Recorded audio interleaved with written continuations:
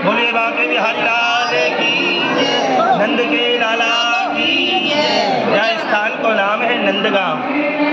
देखो, जब गोकुल में कंस के द्वारा भेजे हुए दैत्यों को भगवान ने उद्धार कर दिया और वहाँ अत्याचार ज़्यादा बढ़ने लग गए, तो ब्रजवासी ने विचार किया भैया यहाँ नहीं रहना चाहिए, यहाँ उत्पात बहुत लोग करें, कहीं अन्य चले। तो ये वृंदावन की ओर आ गए और वृंदावन से ये नंदीग्राम यानी नंदी पर्वत, नंदगांव को कहो नंदी पर्वत, यहाँ पे आकर के ये रहे। यहाँ पे क्यों रहे? क्योंकि ये नंदीग्राम और एक दूसरा है ब्रह्म पर्वत बरसाना, इनको वरदान था कि जो यहाँ पे आएगा, जो भी दैत्य यहाँ पर आएगा वो पाषाण का हो जाएगा। हाँ, तो एक समय कंस ने यहाँ पर हाउलाऊ नाम के 2 दैत्य भेजे और जब वो दैत्य दोनों यहाँ पर आए तो दोनों पत्थर के हो गए। बाकी बाद में कंस ने फिर दैत्य नहीं भेजे यहाँ पर और निर्भीक होकर के गौचारण करते रहे। भगवान यहाँ पर रासलीला और अपनी माधुर्य लीलाओं से ब्रजवासियों के लिए आनंद दिया। ये भगवान श्री कृष्ण का निज घर है। नंद बाबा और यशोदा मैया ने यहीं पे लाला को लालन पालन किया है। बोले नंद बाबा की, यशोदा मैया की।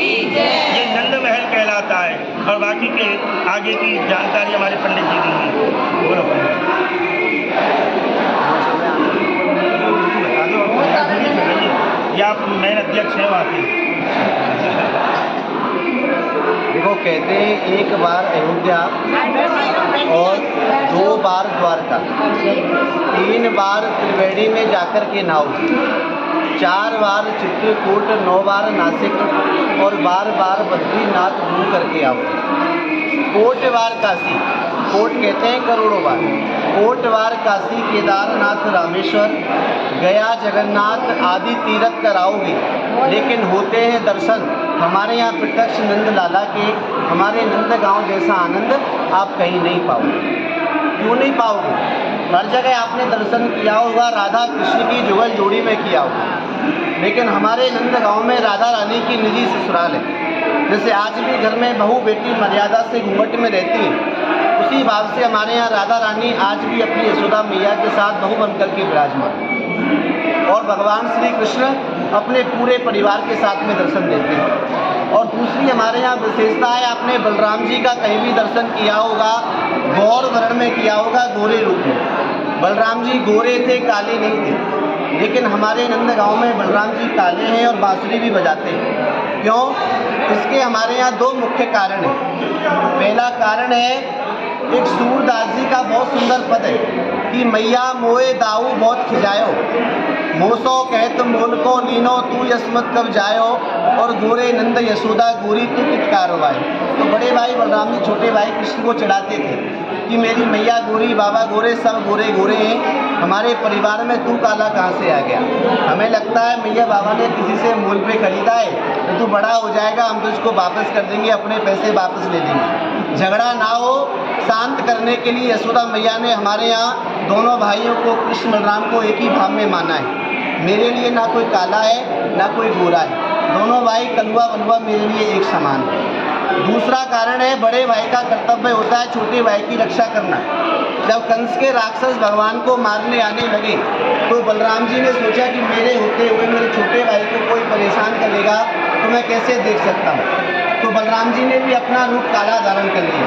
कंस या कोई कंस का राक्षस दैत्य आएगा, मुझको कृष्ण समझेगा, मैं बलकाधारी हूँ, मैं उसको परास्त कर दूँगा। इसलिए हमारे यहाँ बलराम जी काले हैं और बांसुरी भी बजाते हैं। ऐसा अलौकिक दर्शन ना आपने पूरे ब्रह्मांड में कहीं किया होगा और ना ही कहीं आगे जाके करोगे। बोलो कृष्ण बलदेव की जय, राधा रानी की जय, राधे राधे राधे राधे राधे राधे राधे राधे। ये हमारे यहाँ की महिमाएं हैं। अब यहाँ से आगे चल करके अपन चलेंगे आशीश्वर महादेव और पेड़ कदम। आशीश्वर महादेव अर्थात जिस समय नंद बाबा के यहाँ पे कृष्ण कन्हैया का जन्म हुआ तो दर्शन की अभिलाषा लेकर के भगवान शंकर स्वयं कैलाश के या ब्रज में पधारे, लेकिन वह भगवान शंकर के स्वरूप को देख करके यशोदा मैया डर गई, लाला के दर्शन नहीं कराए और भगवान शंकर भी अड़ गए, आस लेके बैठ गए कि मैया जब तक तू दर्शन नहीं कराएगी तो मैं भी यहाँ पे नहीं जाऊँगा। तो भगवान शंकर जा जगह पे बैठे बाग स्थान को नाम पड़ो आशीश्वर। वहीं पे भगवान शंकर विराजमान हुए। फिर गोपी जब लाला के लिए देखो लाला मचल रहे हैं, रो रहे हैं, शांत नहीं रो रहे हैं, तो गोपी को बुला करके यशोदा ने पूछी, अरे गोपियों बताओ सही आज लाला को मारो कोई ना रो क्या कारण है। तो उन्होंने बताई दे बाबा आए हो ना, बाबा को दर्शन करा देती तो बिल्कुल ना रोतो, ये अपने आप शांत हो जातो। तो बाबा का छुटो ना कर वो जइयो गोपियों ने बुला के रह के आवा बाबा है मैं लाला शांत हो। गोपी जाकर के बाबा के पास पहुँची, फिर बाबा को लेकर के आई।